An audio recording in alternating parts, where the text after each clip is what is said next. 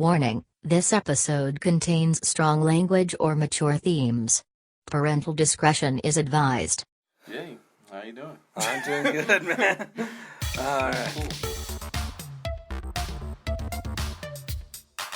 Welcome to this podcast is Uncalled For. What's uncalled for about it? Well, you can't tell anybody this. I'm listening. Oh my God, what are you doing? Don't be ashamed to be a supporter of Barack Obama for the next 2 years or for the rest of your lives, because you should be proud of what you've done. I worship Cthulhu just for the free beer. But you didn't even give him a chance for a wild card spot. Well, the name of this podcast is Stuff Uncalled For? This podcast is uncalled. Podcast, all right. Yeah, that was the most ridiculous ending to that game that I've ever seen. Oh my gosh, I gotta hurry up. Oh my gosh, I gotta hurry up. Oh my gosh, I gotta hurry up. We're looking at each other in the eye. We're not going to say anything derogatory to the other person. And, of course, neither of us is drunk. Another thing that differentiates Mormonism from Catholicism is I don't hear Pope Francis saying that he's a prophet, seer, and revelator. See, this is a disgrace. Hey, we're getting somewhere. And now, your host for this podcast, Mike Chernefsky. Fuji!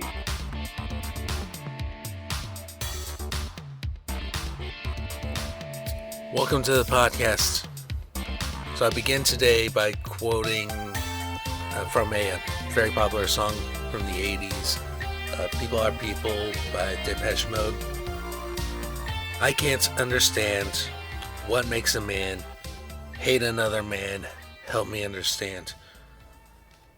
That'll be the theme of today's episode. 2016 was not a good year for me. For one thing, I lost my football team. A subject that has been talked about many times already on this podcast. But also, any political aspirations I had died in 2016 as well. And that is the focus of today's episode. If you're a Democrat in Johnson County, Kansas, you need to listen to this episode, because this is the truth about what happened in 2016 from my eyes. I'm going to read to you 3 articles I pinned about that election for the Daily Kos. You can still read these today. And this will also serve as a preamble for when we have Andrew Rainey on the podcast, as Andrew was a Bernie supporter who took upon himself to help me out. So the first one is cleverly entitled, My Final Thoughts on the Campaign. It has now been a few weeks since I lost my bid for the Kansas Senate, in a primary at that. I've had a little time to collect my thoughts and share them with you in this post. Mea culpa. First, I have to take responsibility for my own actions during the campaign. I never asked for a dime in campaign contributions. Part of this is because I have a not so pleasant history in regards to fundraising, raising $36 on an Indiegogo campaign, asking for $1,000 for a web series, and all but $1 of that came from someone helping with the project. Another is that I do believe that we need to get money out of politics. As I will talk about later, money absolutely corrupts our system, and you will find out very quickly who your real friends and supporters are. I never took the time to walk the neighborhoods and knock doors. Many factors came into this decision, from bad knees to a very busy non-political schedule to being a very shy person. I got the word out via social media, invited speaking opportunities, free press coverage. Thank you to the Pitch and the KC Star for that. And word of mouth. I did, however, have help from an outstanding volunteer from Bernie's campaign, Andrew Rainey. Without his help, I fear it would have been a lot worse. I can, however, hang my head high and say without hesitation that I have no regrets. I feel that I ran an honest and honorable campaign with very limited resources, and feel that I've earned the respect of most of the Democratic candidates running for other legislative seats. This will come into play later. Disrespectful behavior. That said, the time has come for me to share with you how things played out in regards to my primary opponent, Logan Healy, and how it has affected how I will vote in November. So here's the text of my concession message as given on my campaign Facebook page. You can still read this today. I'll start with the good news. Greg Smith lost his primary. Now for the bad news. I only got 19% of the votes. Thus ends my candidacy. Thank you from the bottom of my heart for your support. I know I didn't run a perfect campaign, but at least I tried. Here's Healy's response to this message. Mike, thank you for a healthy Democratic primary and for your service to our party. Some may think that the response was condescending, and that may very well be true.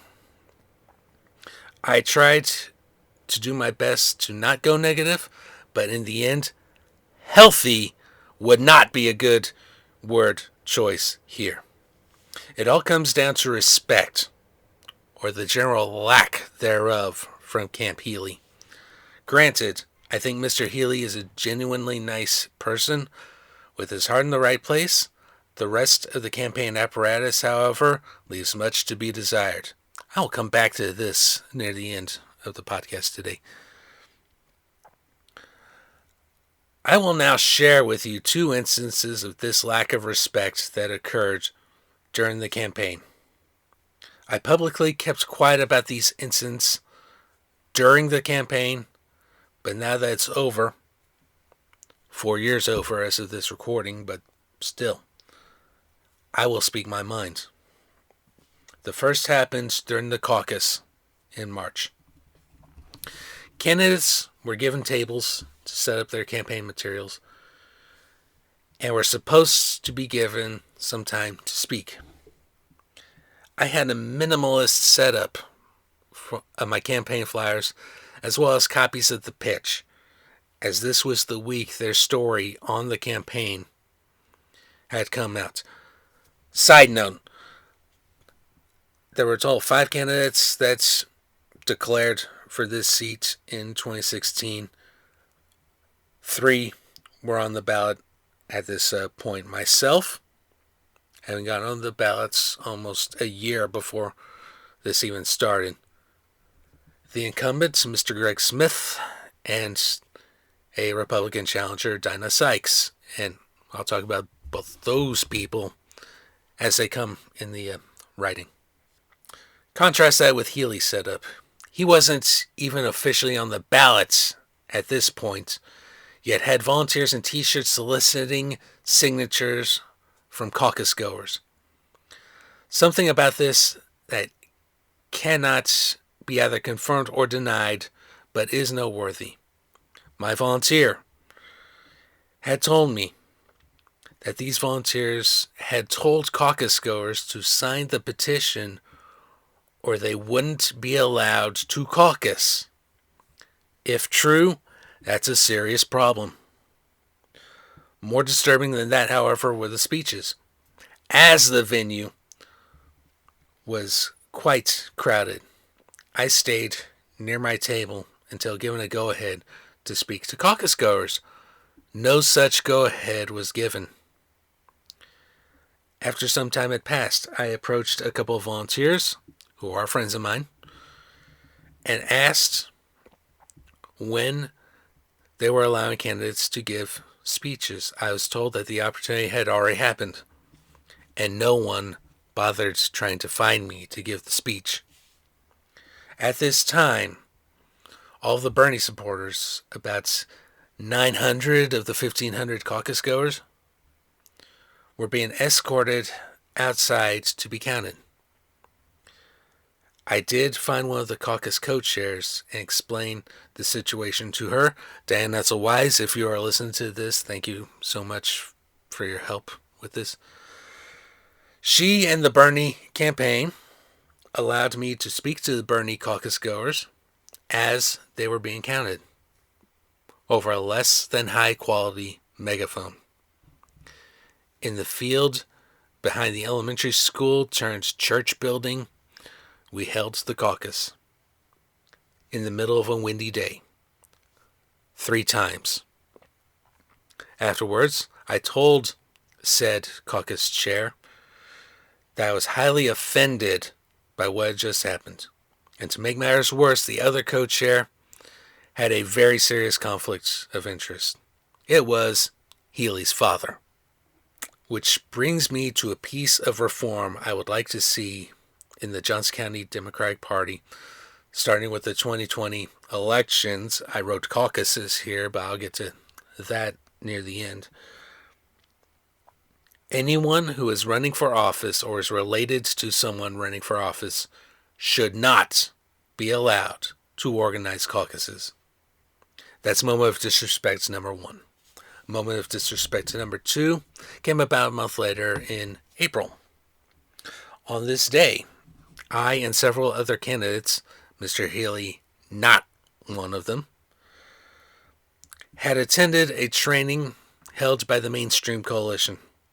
One of the moderators of the training was former state representative Carol Sater, who was my state rep, whose son Neil had run for Overland Park mayor in 2005 and who knew my late mother. We had a pleasant conversation following the training, which left me feeling reassured that I was doing the right thing. That afternoon, after a day of doing other things, I came home to find a piece of literature from Camp Healy. Apparently, he had sent a volunteer to my house while I was away. When I first got involved in local politics, one of the first things I was taught was that you do not canvass the home of an opponent. It's a waste of time because that person isn't going to vote for you. It's also very disrespectful. Couple of notes here. This happened on the Republican side of our Senate race as well, with volunteers from Greg Smith's campaign knocking on the door of his primary opponent, Dinah Sykes. Unlike me, Dinah was home at the time and had an epic response for them. This actually made the local newspaper, and that response, I'll go and say it, I'm voting for Dinah Sykes because I'm Dinah Sykes. Epic. Note number 2, days after this happened, I was speaking with Skip Fannin, who is a Democratic Senate candidate in a neighboring Senate district. And apparently Healy was caught canvassing in his district. This is bizarre to say the least, and equally disrespectful to Skip and his electoral efforts. Whether intentionally or not, this particular act of disrespect cost Mr. Healy any chance of earning my votes in the general election. Philosophical differences. I had spoken often about how this particular primary would tell us a lot about the Kansas Democratic Party and the Johnson County Party in particular. Are we a single issue party that only cares about public education? Or are we a party that actually wants to get things done and reverse the damage done by this governor and his handpicked legislature? I don't think I need to tell you which governor I'm talking about.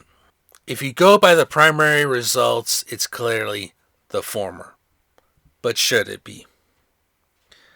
I've already written about how Healy's message boils down to a noun, a verb, and education. What I failed to mention was how money corrupts politics, and simply boils down to this. Healy had bought the education lobby. This explains why I failed to get a single endorsement from education groups. This goes counter to the fact that I'm generally pro-public education. However, I had learned the hard lesson from 2014 that Democrats cannot campaign on that single issue. It is also painfully clear that this lobby has way too much influence on the local Democratic Party.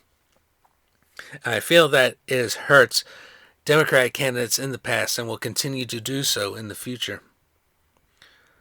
A good friend of mine, one who was very active in the local Young Democrats and holds very progressive views, and I should point out has been invited to be on this podcast, would likely describe Healy as Republican light, meaning that there's very little to distinguish his platform from that of a moderate Republican candidate.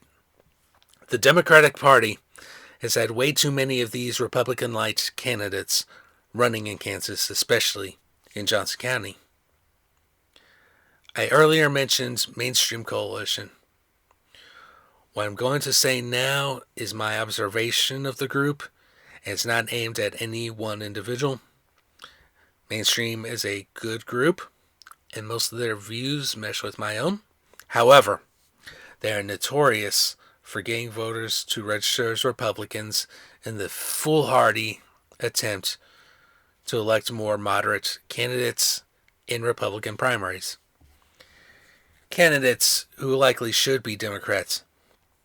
It's called strategic voting and does not have a good track record of getting the desired outcomes, although that particular primary in 2016 was a rare exception.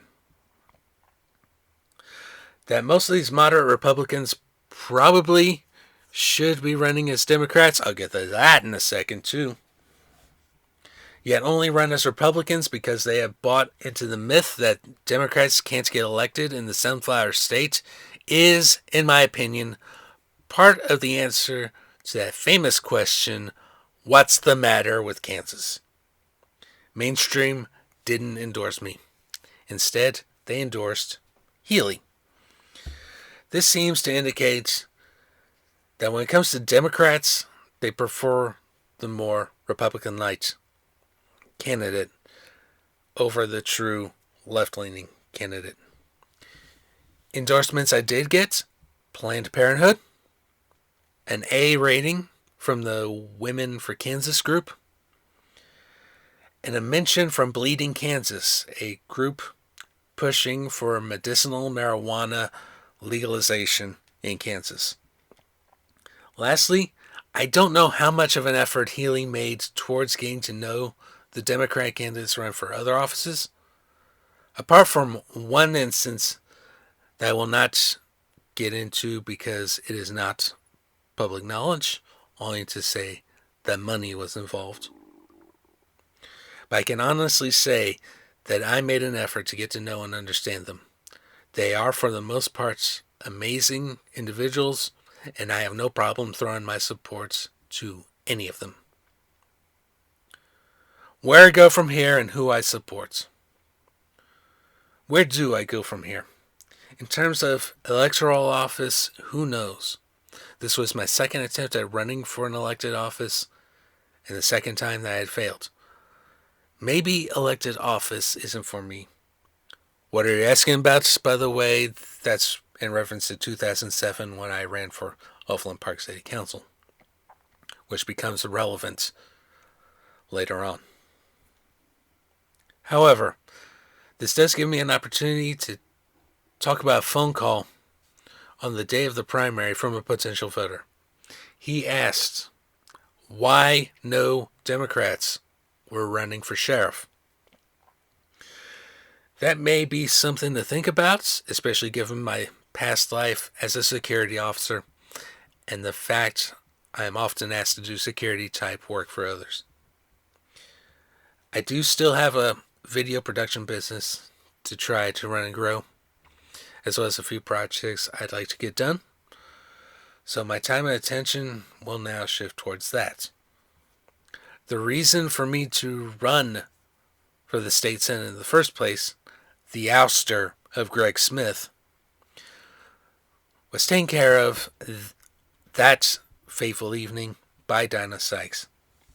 I will say this, during the whole process, Miss Sykes, I should say Mrs. Sykes, was always respectful to me, and the feeling is mutual. It's because of that mutual respect and the fact that we actually agreed on a lot of the issues facing Topeka that I have no problems throwing my support to her, despite the fact that she's a moderate Republican and I'm a progressive Democrat. Again, we'll come back to this in a second. If the general had been Smith versus Healy, I would have gone with a third-party candidate, Libertarian Mike Kerner. Mike has been invited to be on this podcast as well. Kerner and I are friends who share a common interest that I refer to as an open secret. I won't advertise it, except that I have on this podcast, but will gladly talk about it if asked. We disagree on some issues, particularly gun reform and taxes, but agree on others, notably marijuana legalization. And even then, there's some difference. Mike's for full legalization, while I favor a phased-in approach, starting with medicinal use.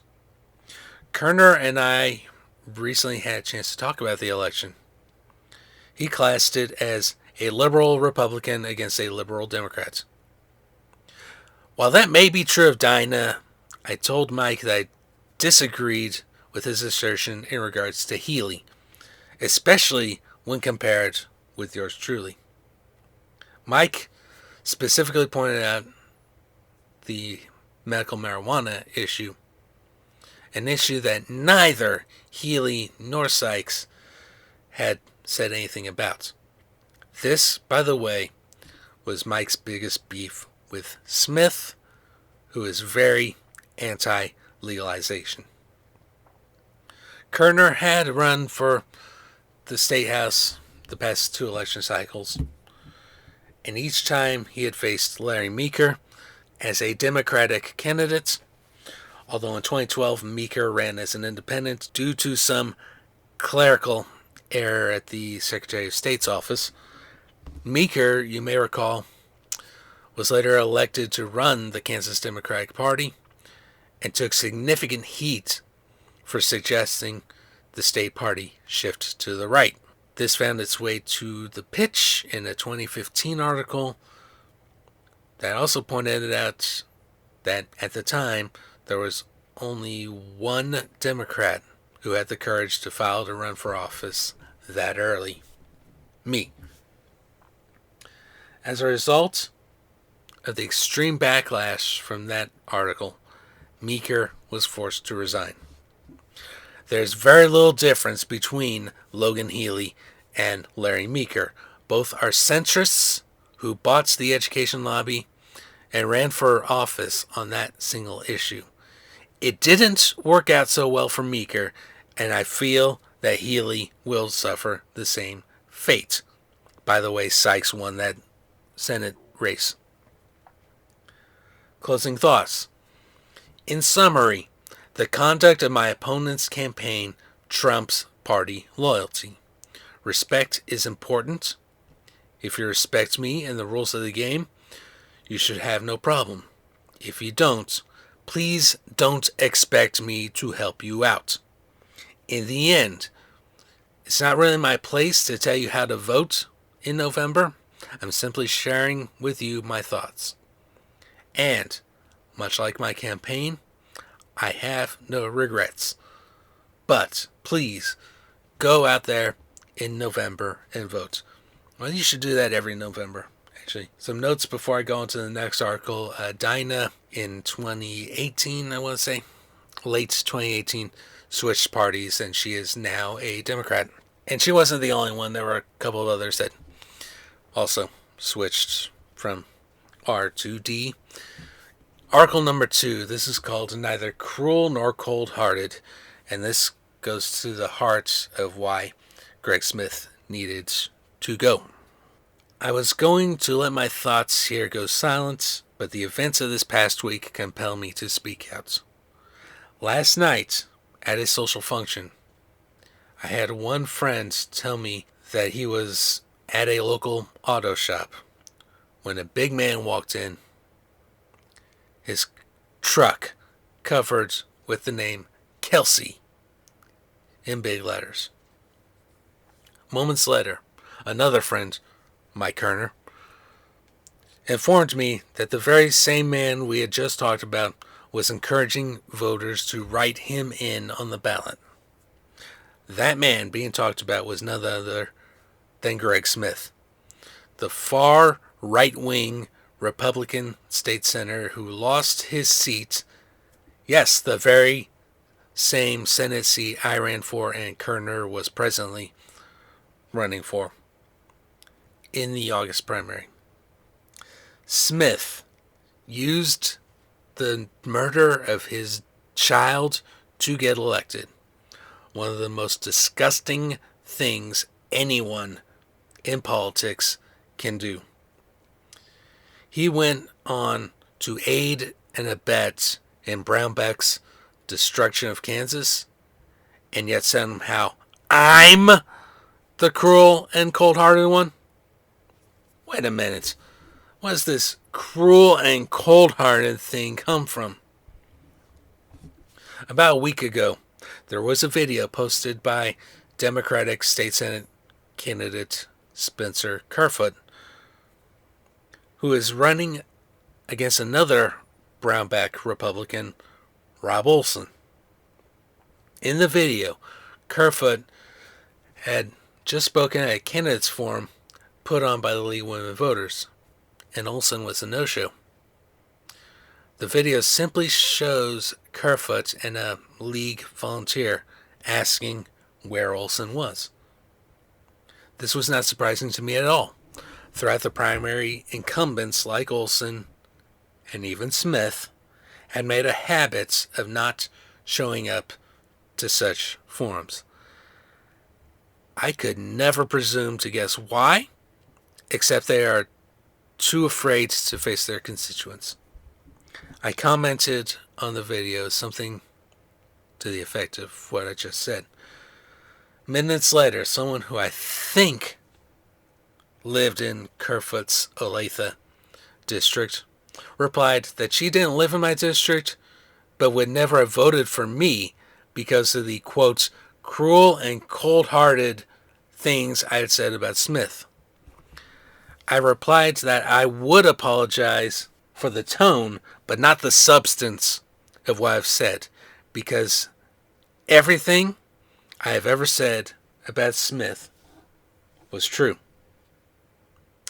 Allow me to quote my own quote from that pitch piece on the 21st Senate District race. Quote, each time he's run, referring to Smith, he's done so using the death of Kelsey Smith as a political prop. He continues to push it for his political gain, and I have no problem calling him out on that. Apparently, this person who called me cruel and cold-hearted didn't have a problem with my tone, but the fact that I would call out Smith at all. She even went as far as to compare Smith to John Walsh, the TV host and investigator behind America's Most Wanted. Both Smith and Walsh lost children in a grisly and unfortunate way. As someone who's never been a parent, I cannot imagine how that must feel. That's where the comparisons stop. John Walsh, in the aftermath of his son's murder, became a TV host and criminal justice advocate. Walsh's work helped bring many criminals to justice throughout the United States, introduced laws in regards to sex criminals, and introduced efforts to keep children as safe as possible. John Walsh never did the following: used the death of his child to try to get elected to public office. Back the dangerous and infamous Brownback income tax cuts, which have effectively destroyed the Kansas economy. Claim in an interview that income taxes are legitimized theft, despite never having worked a private sector job in his life. Sponsor a bill that would make it legal for Kansas citizens to conceal carry anywhere in the state without a permit, making our streets incredibly unsafe and now endangering students in Kansas colleges, where concealed carry will unconscionably be legalized. Summer 2017. Bully a then sitting state senator in the public forum. There's a link to one of my YouTube videos here. I will leave the link in the show notes. By the way, the state senator in question, Tim Owens, very genteel person. I disagree with him on a few things, but generally get along. And then, lastly, John Walsh did not sick his spouse on a videographer for telling the truth about him. That's what got me to run for that particular seat, because the videographer that the spouse was sicked on was me. Greg Smith, on the other hand, did all these things and many more, some of which had been told to me confidentially. Please realize that when you are defending Smith from my criticism, this is what you're defending. While I have no idea what it must be like to lose a child, I know what it feels like to lose someone close. In December 2010, I lost my mother. In July of last year, 2015, I lost a close friend and political ally. Cheryl Chernevsky and Ryland Lundy will always be close to my heart. But I will not, and did not, use their passing to further my own political ambitions. I, for one, really do believe that the dead, regardless of how they died, should be allowed to rest in peace. After losing my primary, I've let my aspirations towards political office go to the wayside, and towards my votes, towards the candidates still in the race. And one final and friendly reminder, Greg Smith lost his primary as well. So why are we even talking about him on a Friday evening, or commenting about him on social media? So that was Article 2, and now you know why I decided to run for that office. Because Smith sicked his wife on me. While she was trying to trace me down, she was like, well, how would you feel if it was your mom dying of cancer or something like that? Like I said, Mom died in 2010, a good 5 years before that happened. And I was there at the invitation of the League of Women Voters. In fact, it was the first thing that they paid me to do video work at. Moving on. Article number 3. This is entitled, Kansas Dems, This Needs to Happen. The 2016 election cycle is now over and done with. Despite the bad news nationally for Democrats, the good guys did make gains in the Kansas legislature. Not earth-shattering gains, but gains nonetheless. In Johnson County, our Democratic delegation in the State House jumped from 2 to 6, matching the number we reached in 2008 before the teabagger wave wiped out all but one 2 years later. No gains in the state Senate, though. We have to put an asterisk by that. Without question, Democrats nationwide need to do some soul searching. The same applies to Kansas Democrats. We have to ask ourselves, how do we get better? This list is just my opinion, but here are some things I feel need to be addressed by 2018 and 2020. First of all, we need to stop campaigning as moderates and start fielding true progressives on the ballots. If you cannot adequately tell the difference between a Democrat and a centrist Republican, the Republican will win every time. This is, in my honest opinion, the biggest problem for Kansas Democrats, especially Johnson County Democrats. We cannot have candidates running on a single issue. This is especially true of the single issue du jour among Kansas Democrats, education spending. You have to be able to talk credibly about a number of other issues, including the state's tax structure and the economy, judicial selection, and so much more. On education specifically, the other side will always claim to be pro-education, even if their record suggests otherwise. Focusing all of your time and attention on this specific topic, also known as a noun, a verb in education, is a guaranteed loser on election day.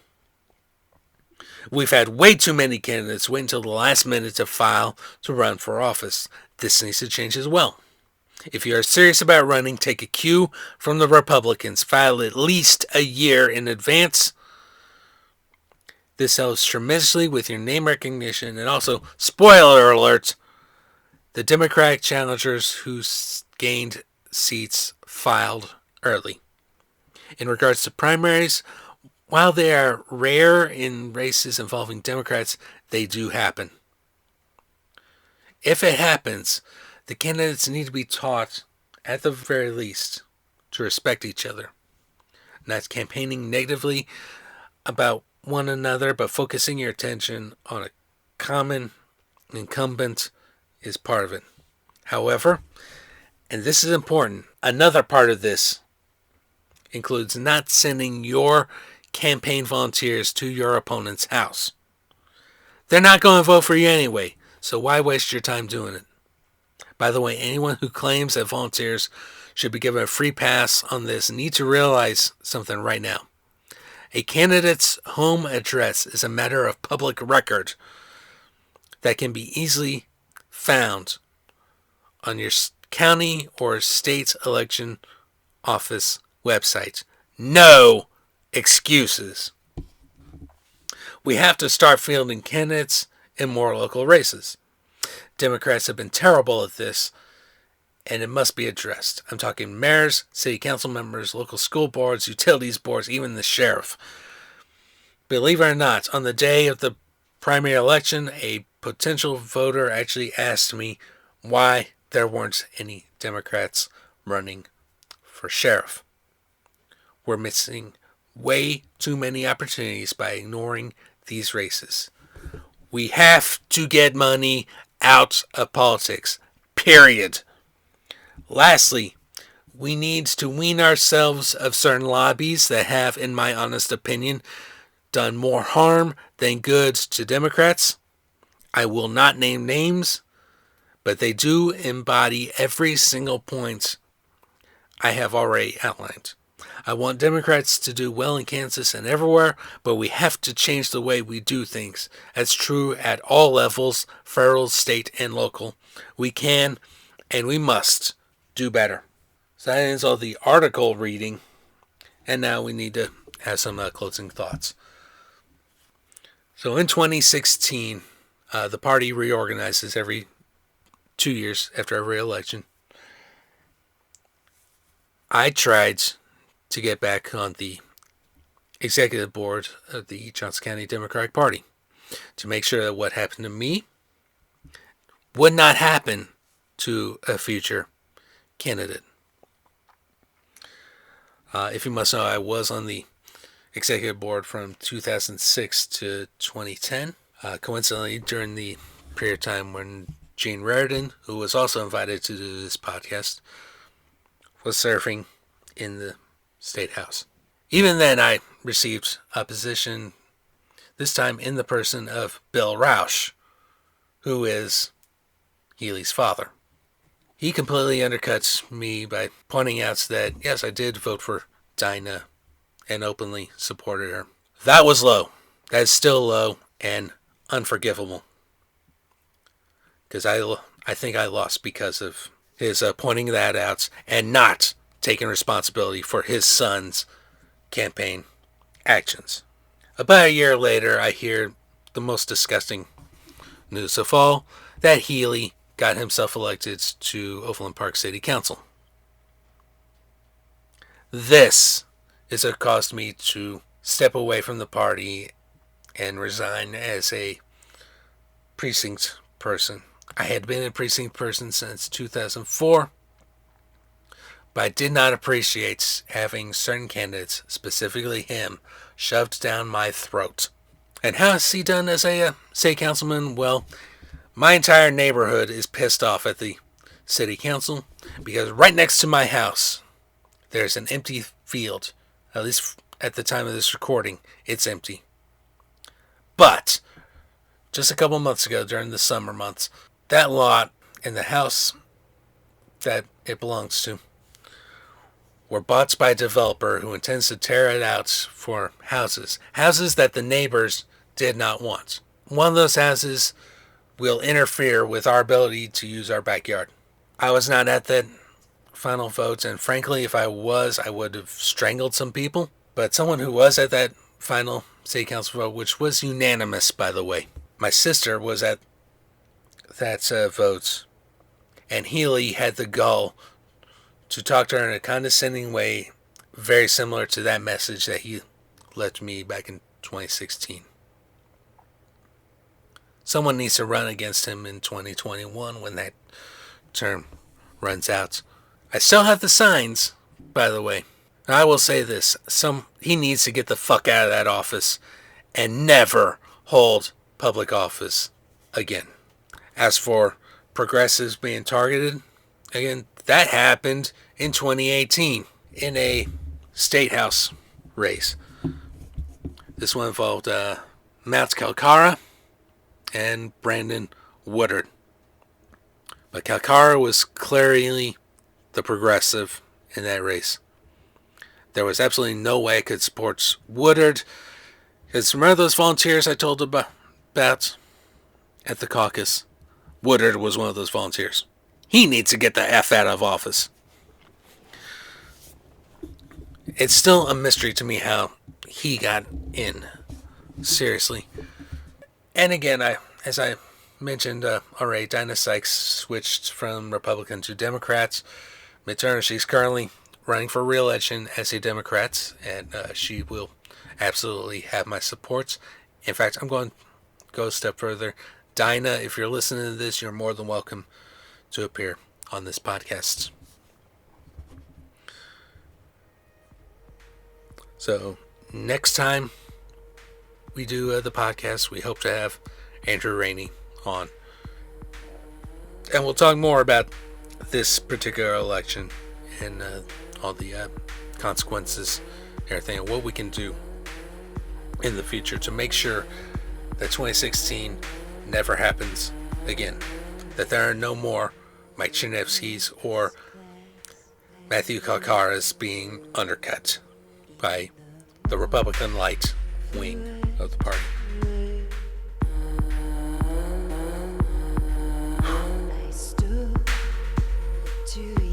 So, this podcast is Uncalled For, is hosted, produced, and edited by myself, Mike Cherniavsky. Opening music is Fantasia Fantasia by Kevin MacLeod and Comptech.com. Licensed under Creative Commons by Attribution, 4.0 license. Outro music is Water Death by Gurun Vassar. Licensed under Creative Commons Attribution, non-commercial, no derivatives, 4.0 license.